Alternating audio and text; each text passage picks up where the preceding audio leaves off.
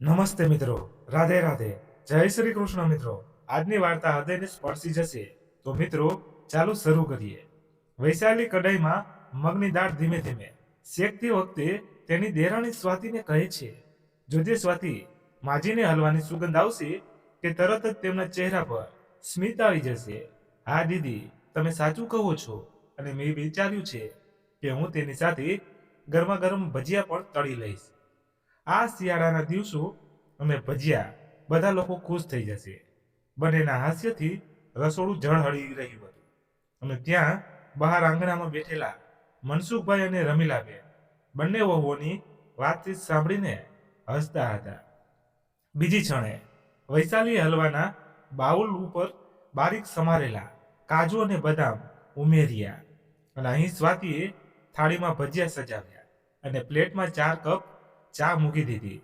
બંને એકબીજા સામું જોયું અને કહ્યું, હવે આપણે માતા પિતાજીના ચહેરા પર એ સ્મિત લાવવું પડશે, જેના માટે આપણે આટલી બધી મહેનત કરી છે। મા પિતાજી, ગરમ નાસ્તો તૈયાર છે, વૈશાલીએ ચીસ પાડતા કહ્યું। ત્યારે મનસુખભાઈએ પોતાના ચશ્મા કાઢીને કહ્યું, અરે વાહ, એટલું જ કહું છું કે સુગંધ ક્યાંથી આવી રહી છે? તમે લોકોએ આજે ખૂબ સરસ કામ કર્યું છે। પછી રમીલાબેન થાળી તરફ જોતા કહ્યું, અરે મગની દાળનો હલવો અને ભજીયા, ખરેખર તમે બંને આજે ખૂબ જ સરસ કામ કર્યું છે। વહુ ત્યારે વૈશાલીએ પ્રેમથી વાટકી આપતા કહ્યું, હાલો માજી, ચાખીને કહો કેવો બન્યો છે। પછી સ્વાતિએ ચાનો કપ મનસુખભાઈને આપીને કહ્યું, પિતાજી, તમારા માટે આદુ અને એલચીવાળી સ્પેશિયલ ચા। પછી મનસુખભાઈએ એક ચાની ચૂસકી લીધી અને આંખો બંધ કરતા કહ્યું, વાહ દીકરી, આ ચાએ મને મારી યુવાનીના સવારની યાદ અપાવી દીધી। હવે નાસ્તાની સાથે ચારેય વચ્ચે યાદો અને હાસ્યનો દોર શરૂ થયો। પછી તેમના 2 દીકરા રાજેશ અને ચિરાગ પણ ત્યાં આવ્યા।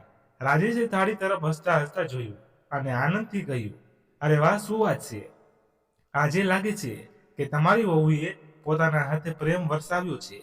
ચિરાગ પણ નજીક આવ્યો અને ચાનો કપ ઉપાડીને ત્યાં પિતા બોલ્યો, મા પિતાજી, સાચું કહું તો આ ઘરની સૌથી મોટી ખુશી તમે બંને છો। અમે ગમે તેટલા બહાર રહીએ, ઘરે આવીએ ત્યારે જ અમને શાંતિ મળે છે। આશા સાંભળીને મનસુખભાઈનો ચહેરો ગર્વથી ભરાઈ ગયો। તેમણે ધીમેથી કહ્યું, અને અમારી શાંતિ તમારા બધાથી આવે છે। હું ભગવાનને ફક્ત એક જ પ્રાર્થના કરું છું કે આ પ્રેમ હંમેશા રહે। વૈશાલી અને સ્વાતિ એકબીજા સામે જોઈને સહેજ હસ્યા, જાણે આંખો દ્વારા કંઈક કહી રહ્યા હોય। તે જ ક્ષણે અંદરથી અવાજ આવ્યો, પપ્પા, તમે મારા માટે શું લાવ્યા છો? રાજેશની દીકરી પરી દોડતી આવી, તેના બાલી સવામાં બોલી રહી હતી અને તરત જ તેના પિતાના પગને લપાઈ ગઈ।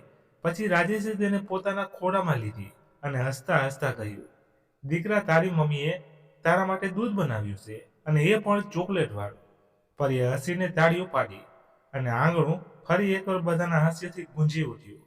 બધા વરડામાં સાથે મળીને હસતા અને મજાક કરી રહ્યા હતા।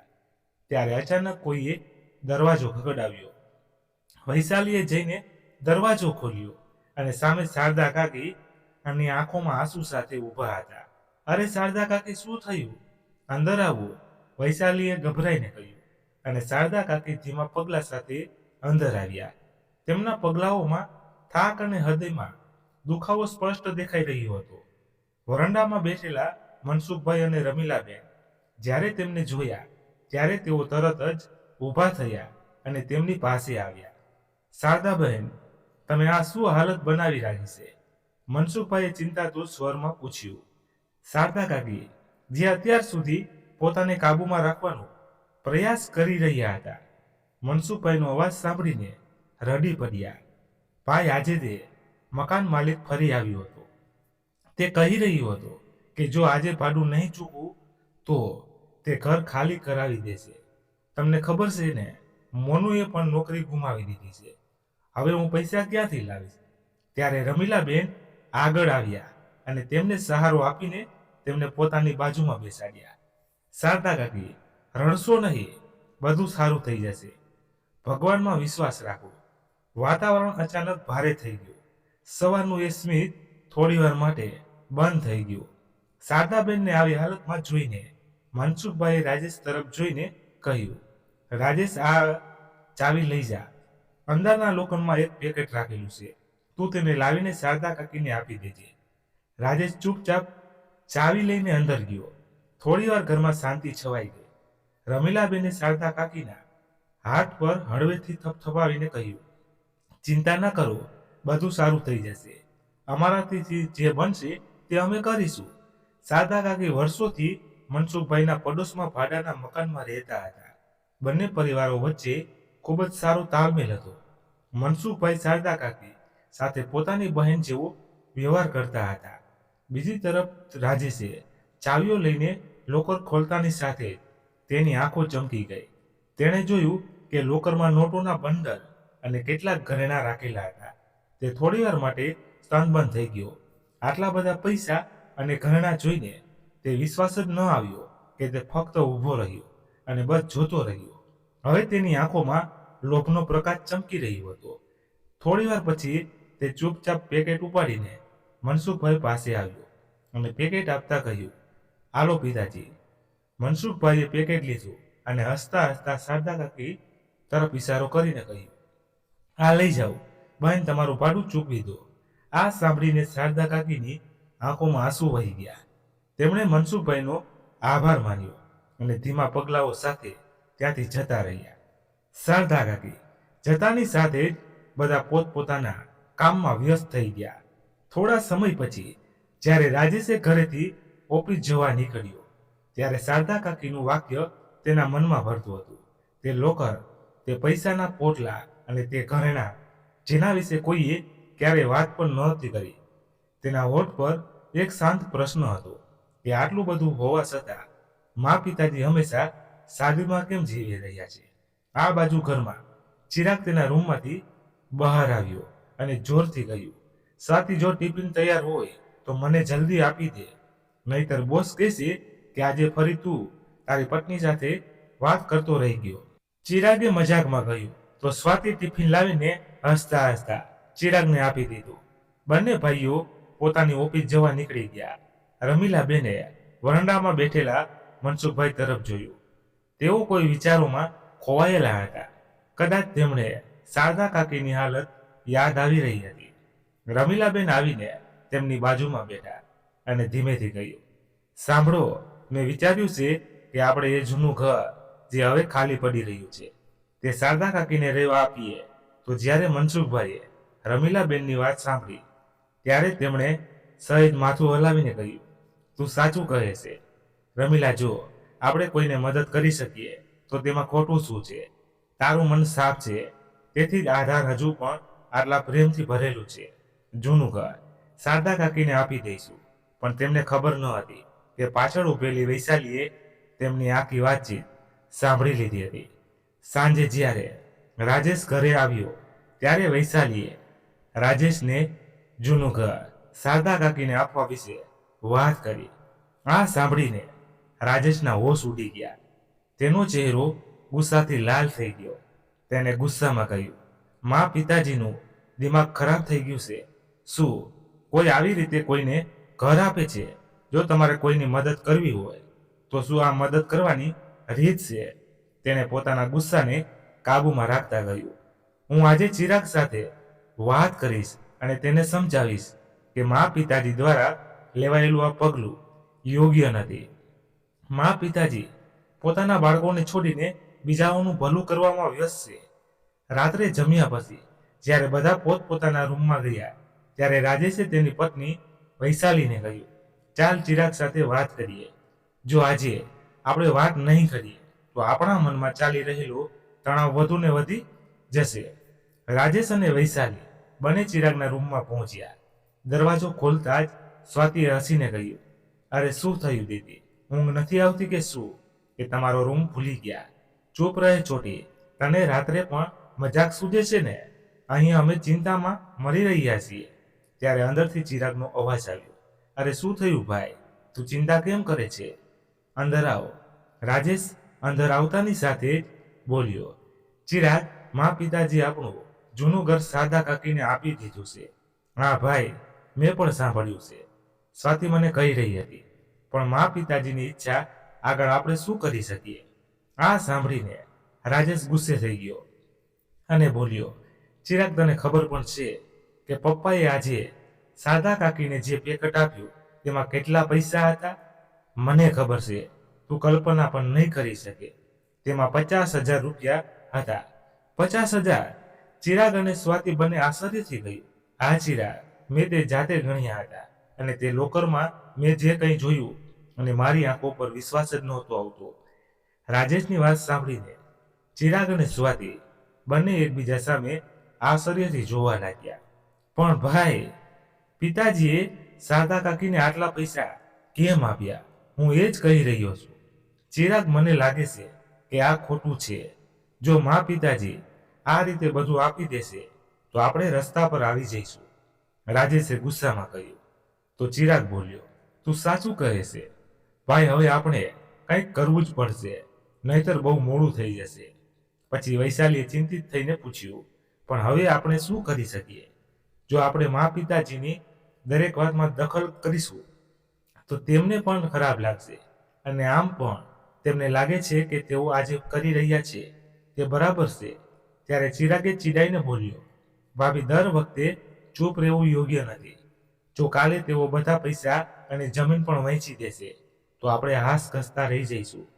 રાજેશ ઊભો થઈને બારી તરફ ગયો અને થોડી વાર મૌન રહ્યો.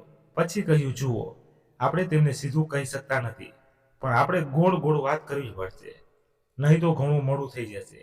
એવું ન લાગવું જોઈએ કે આપણે તેમના નિર્ણયોની વિરુદ્ધ છીએ. આપણે કંઈક એવું વિચારવું જોઈએ જેનાથી મા પિતાજી સમજી શકે કે તેઓ જે કરી રહ્યા છે તે સંપૂર્ણપણે ખોટું છે અને આ ઘરમાં આપણો પણ હિસ્સો છે અને તેઓ જે પૈસા વહેંચી રહ્યા છે તેમાં આપણો પણ હિસ્સો છે. તો ચિરાગે પણ સંમતિમાં માથું હલાવ્યું. ઠીક છે, હું વિચારીશ કે શું કહેવું છે.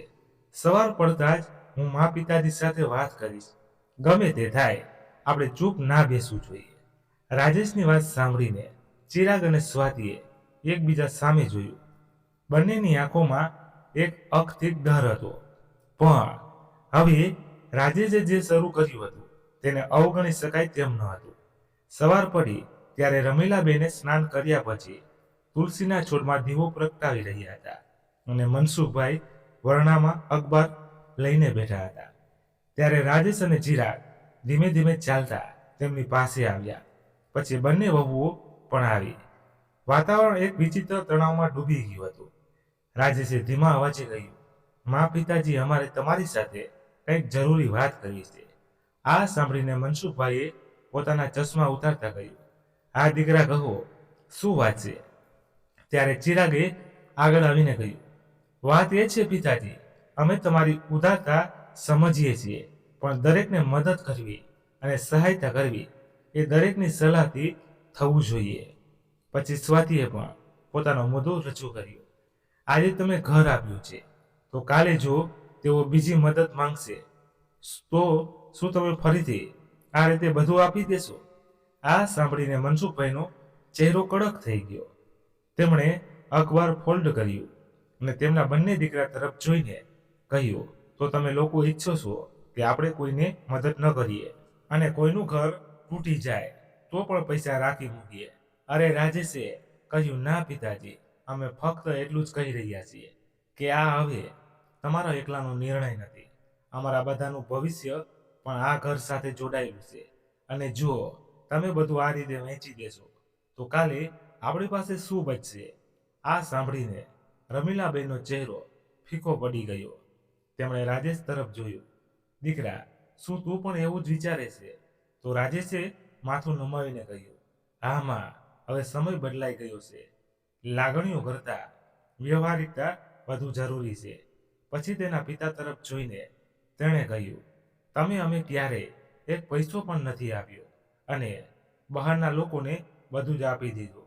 હવે મને ડર છે તમે કાલે અમારી છત પણ બીજા કોઈને આપી શકો છો. ત્યારે વૈશાલીએ પણ કટાક્ષમાં કહ્યું, આજે અમને ખરેખર સમજાયું કે અમે આ ઘરમાં બસ રહેવાવાળા છીએ, માલિક નહીં.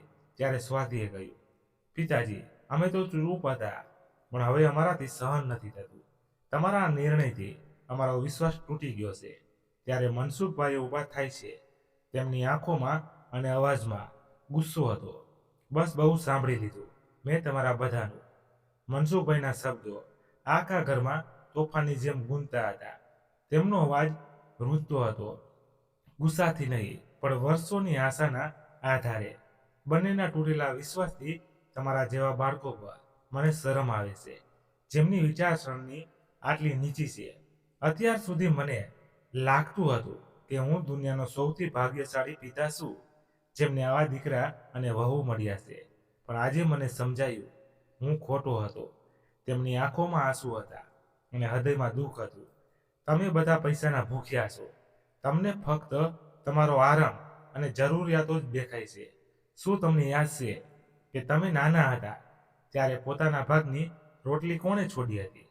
કોણે તમને શિયાળામાં ધાબળાની ઓઢાડ્યા હતા અને પોતે ધ્રુજતા હતા?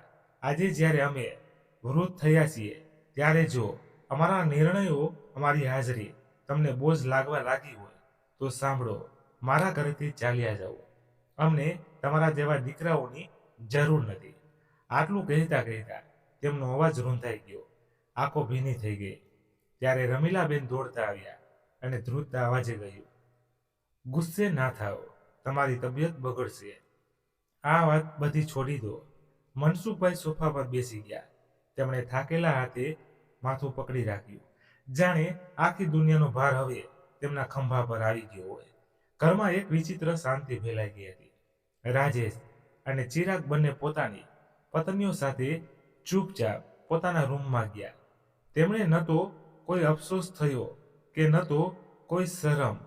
રાત્રે રમીલાબેનને કોઈ રીતે મનસુખભાઈને મનાવીને તેમને સુવડાવી દીધા. પરંતુ તેમને ખબર હતી કે તેમના મનમાં શું તોફાન ચાલી રહ્યું છે. તે તેમને શાંતિથી સૂવા નહીં દે. રાતના લગભગ 2 વાગ્યા હતા. જ્યારે રમીલાબેન જાગ્યા ત્યારે તેમણે જોયું કે મનસુખભાઈ બેચેનીથી પલંગ પર પટકા ફેરવી રહ્યા હતા અને પરસેવાથી લથપથ હતા. અચાનક તેમણે તેમની છાતી પકડી લીધી અને પીડાથી કણસવા લાગ્યા. આ જોઈને રમીલાબેન ગભરાઈને ચીસો પાડી, સાંભળો, તમને શું થઈ રહ્યું છે? રમીલા, મારી છાતીમાં દુખાવો થઈ રહ્યો છે. આ સાંભળીને રમીલાબેન ગભરાઈને ઊભા થઈને તેમની બાજુમાં બેઠા. ઝડપથી લાઇટ ચાલુ કરી અને ફરી એકવાર તેમના પતિ તરફ જોયું. તેમનું શરીર ધ્રુજી રહ્યું હતું અને તેમના શ્વાસ ઝડપી થઈ રહ્યા હતા. ત્યારે રમીલાબેને સમય ગુમાવ્યા વિના રૂમનો દરવાજો ખોલ્યો અને રાજેશ અને ચિરાગને જલ્દી આવો બૂમ પાડી. જોરથી અવાજ સાંભળીને બંને ભાઈઓ રૂમમાં દોડી આવ્યા. શું થયું માં? રાજેશે ગભરાઈને પૂછ્યું. તમારા પિતાને જુઓ, તેમને છાતીમાં દુખાવો થઈ રહ્યો છે. રમીલાબેનના અવાજમાં ગભરાટ હતો. રાજેશ એક ક્ષણે એમ્બ્યુલન્સ બોલાવી. બંને વહુઓ પણ દોડતી આવી. શું થયું માજી? સ્વાતિએ પૂછ્યું. પણ રમીલાબેન ફક્ત તેમના પતિ તરફ જોઈ રહ્યા હતા. તેમનું માથું તેમના ખોળામાં રાખીને તેઓ કહી રહ્યા હતા, સાંભળો, તમને કંઈ નહીં થાય. પણ રમીલાબેનના ચહેરા પર ડર સ્પષ્ટ દેખાઈ રહ્યો હતો. તેમની આંખોમાંથી આંસુ વહી રહ્યા હતા. એટલામાં જ ઘરની બહાર એમ્બ્યુલન્સ આવી. બંને ભાઈઓ તેમના પિતાને પલંગ પરથી એમ્બ્યુલન્સમાં લઈ ગયા. રમીલાબેન પણ તેમની સાથે ગયા.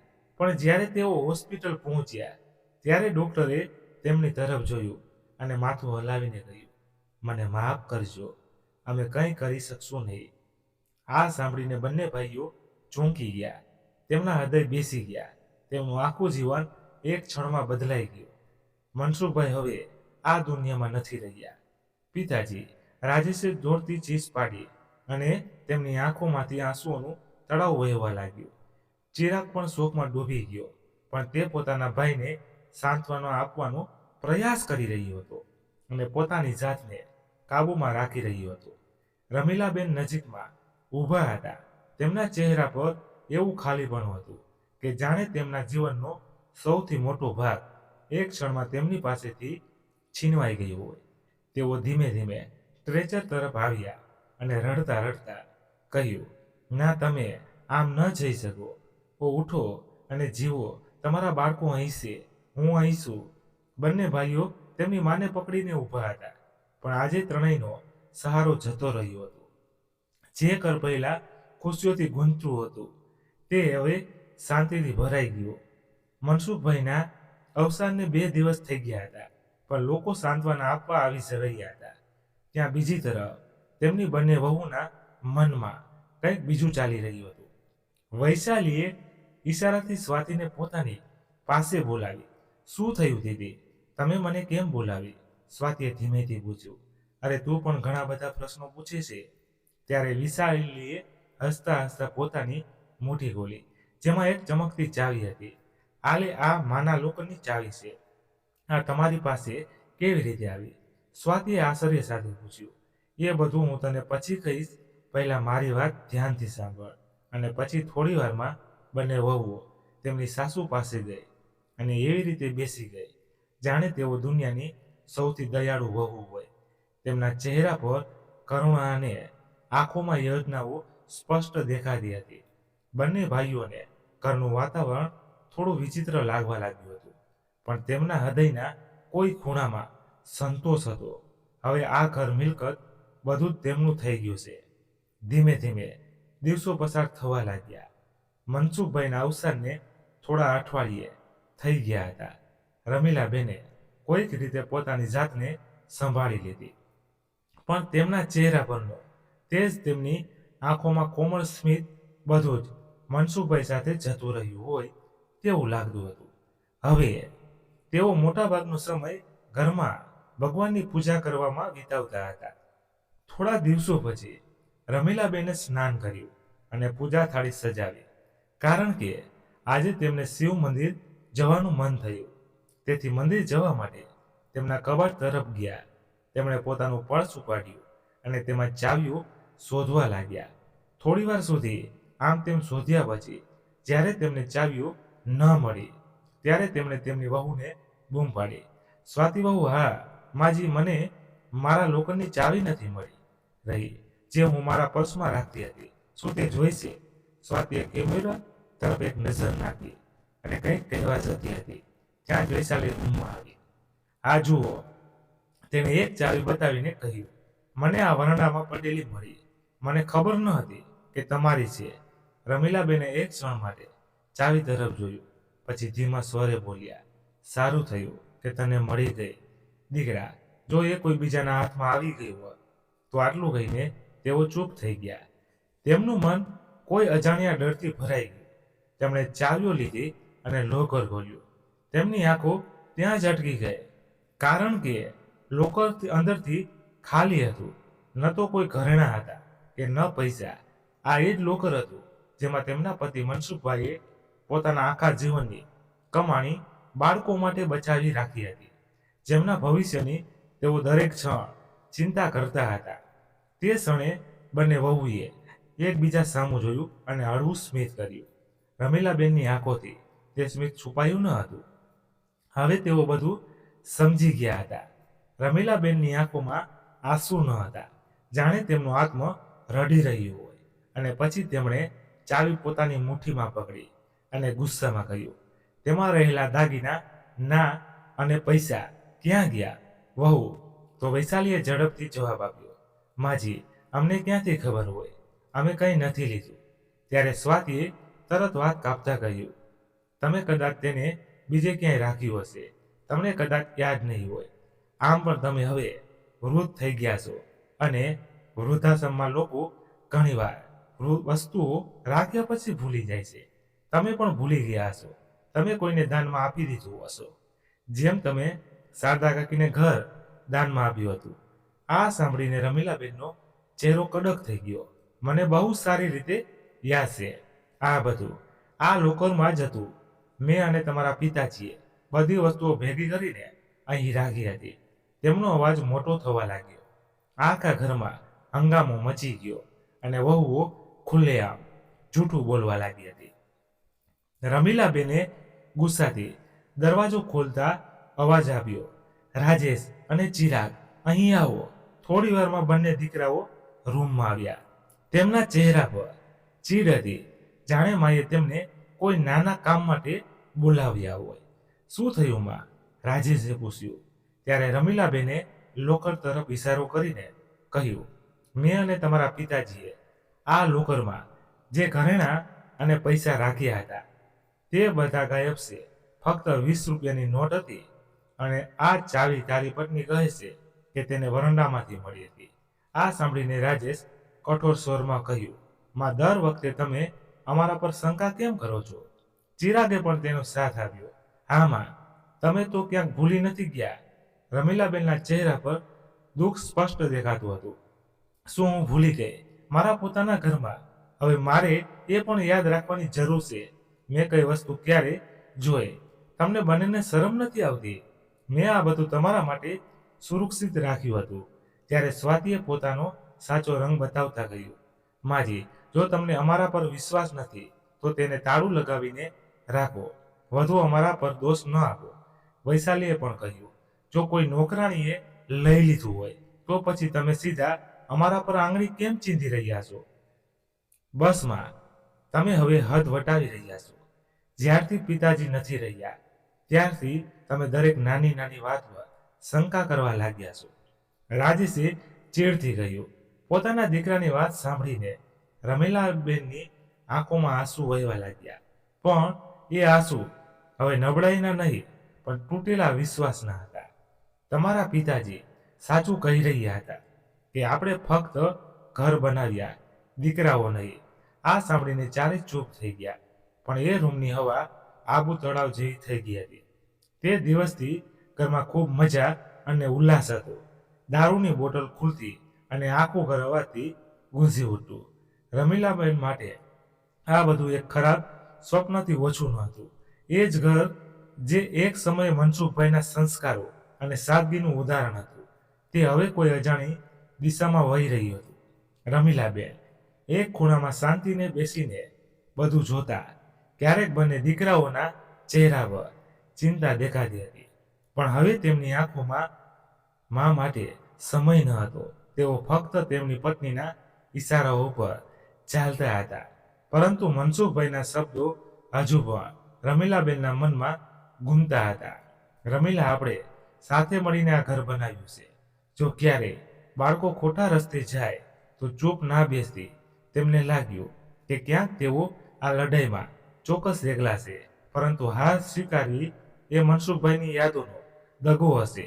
એક સાંજે જ્યારે તેઓ પોતાના માટે જમવાનું બનાવી રહ્યા હતા ત્યારે તેમણે જોયું કે ગેસ ખતમ થઈ ગયો છે.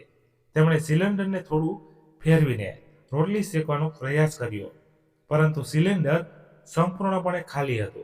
કોઈને કહેવાનો કોઈ ફાયદો ન હતો.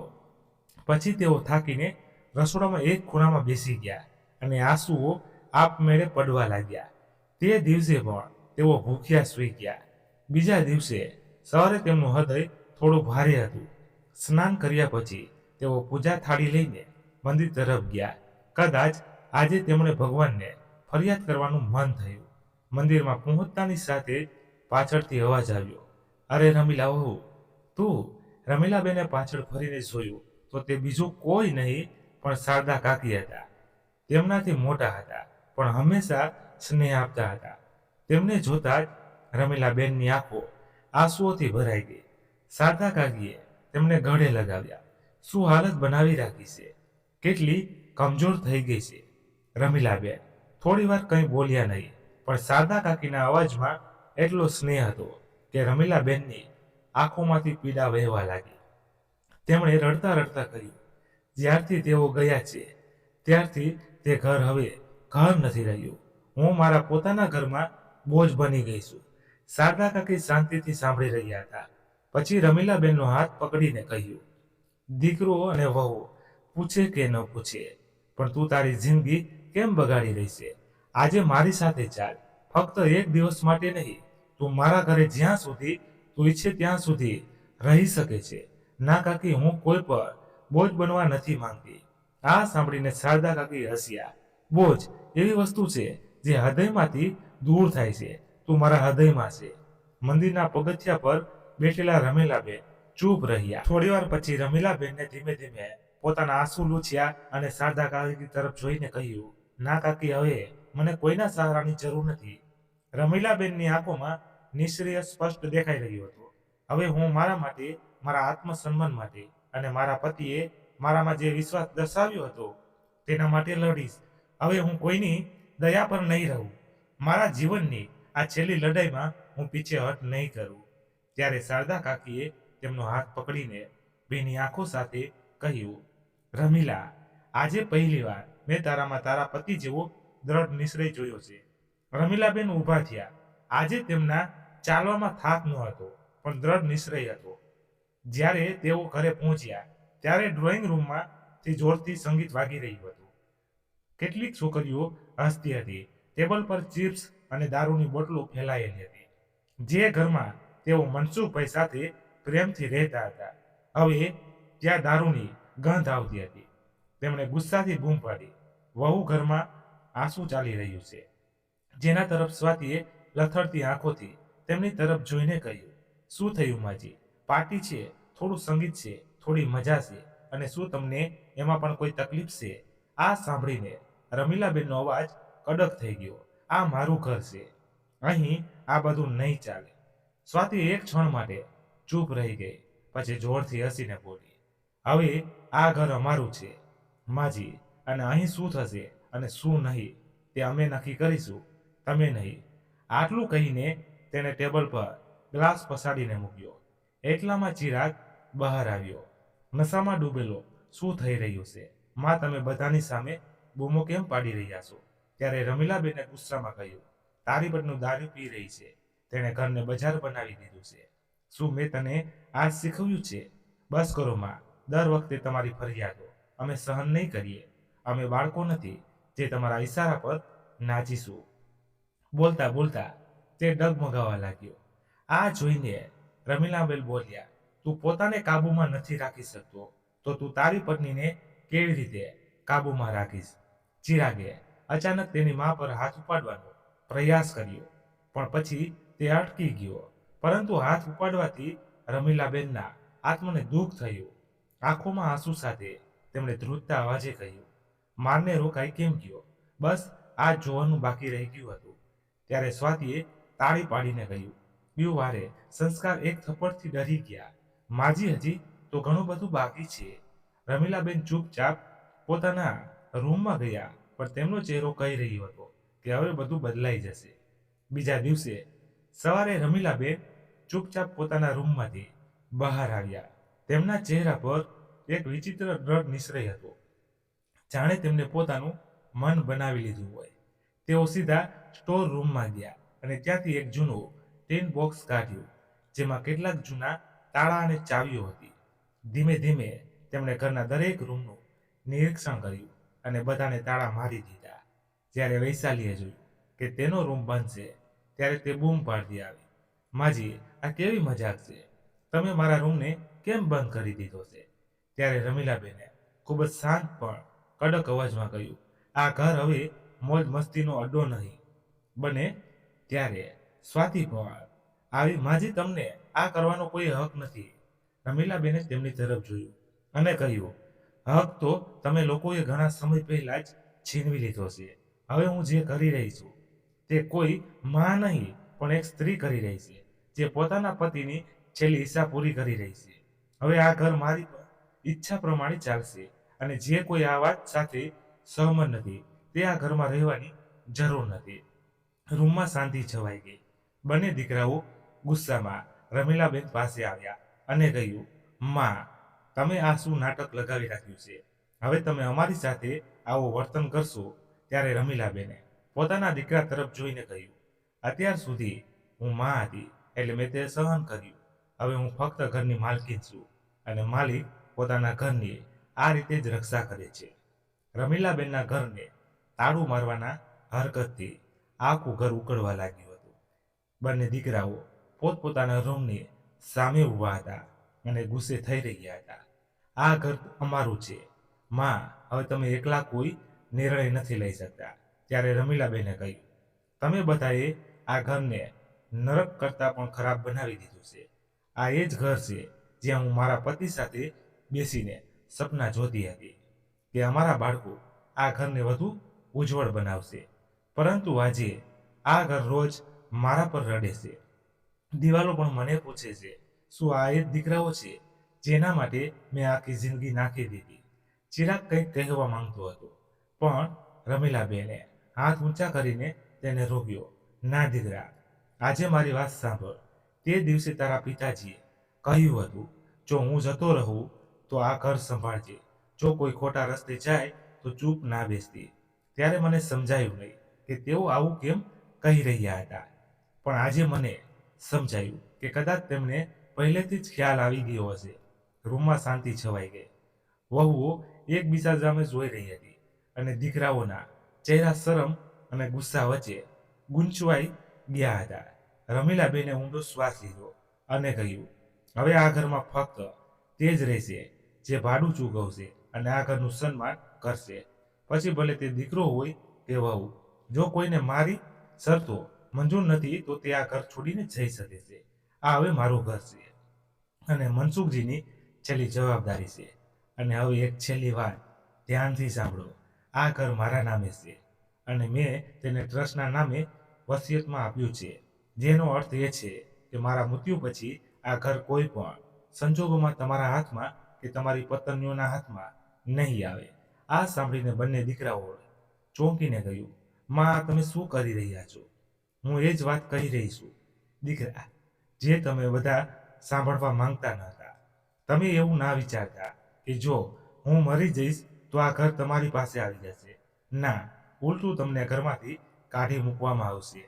કારણ કે મારા મૃત્યુ પછી આ ઘર એક સેવાગૃહ બનશે, જ્યાં વૃદ્ધ અને લાચાર મહિલાઓ શાંતિથી રહી શકશે.